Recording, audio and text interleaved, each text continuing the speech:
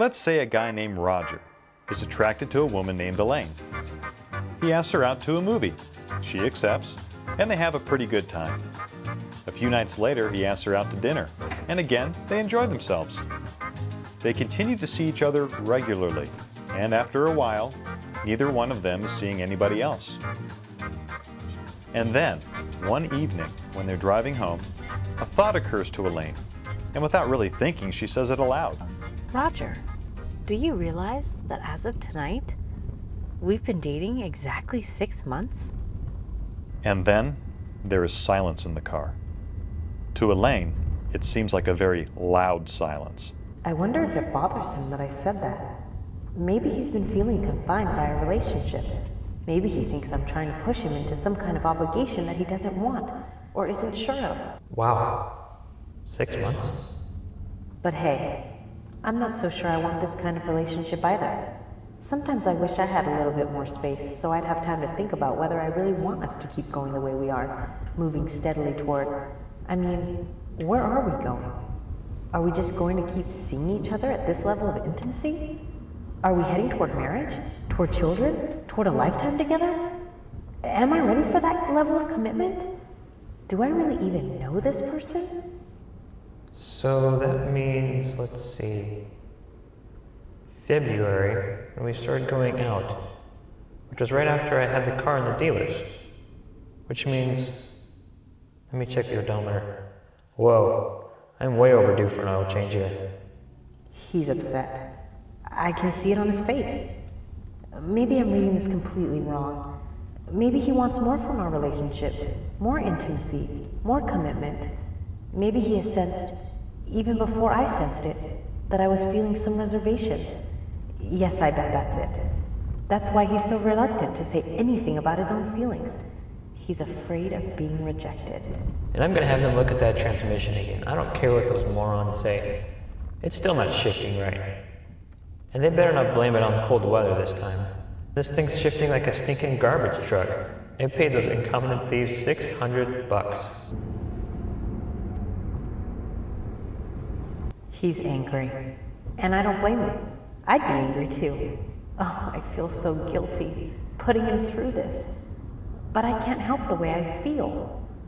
I'm just not sure. They'll probably say it's only a 90-day warranty. That's exactly what they're gonna say, those scumballs. Maybe I'm just too idealistic, waiting for a knight to come riding up on his white horse, when I'm sitting right next to a perfectly good person, a person I enjoy being with, a person I truly do care about, a person who seems to truly care about me, a person who's in pain because of my self-centered schoolgirl romantic fantasy.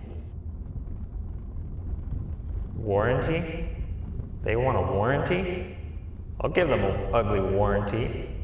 I'll take the warranty and tell them to... Roger, What? please don't torture yourself like this. Maybe I should never have... Oh, dear, I feel so... What? I'm such a fool. I know there's no knight. I really know that. It's silly. There's no knight, and there's no horse. No horse? You think I'm a fool, don't you? No. It's just that I need some time. There is a 15-second pause while Roger, thinking as fast as he can, tries to come up with a safe response. Finally, he comes up with one he thinks just might work. Yes. Oh, Roger, do you really feel that way? What way? That way about time. Oh. Yes. Elaine turns to face him and gazes deeply into his eyes, causing him to become very nervous about what she might say next, especially if it involves a horse. Thank you, Roger. Thank you.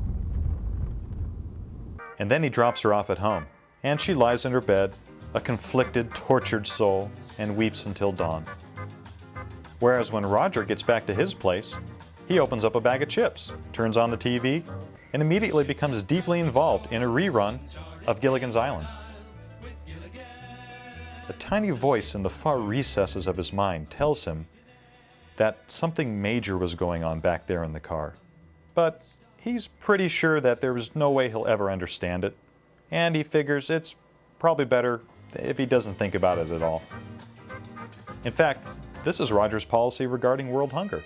The next day, Elaine will call her closest friend, or perhaps two of them, and they will talk about this situation for 6 straight hours.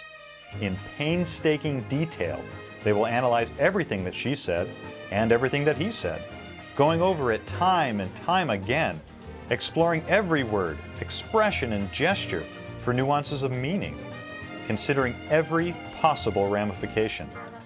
They will continue to discuss this subject on and off for weeks, maybe months, and never reach a definite conclusion. However, they will never get bored with it either. Meanwhile, Roger, right before running one day with a mutual friend of his and Elaine's, will pause during his warm-up, frown, and say, Norm, did Elaine ever own a horse?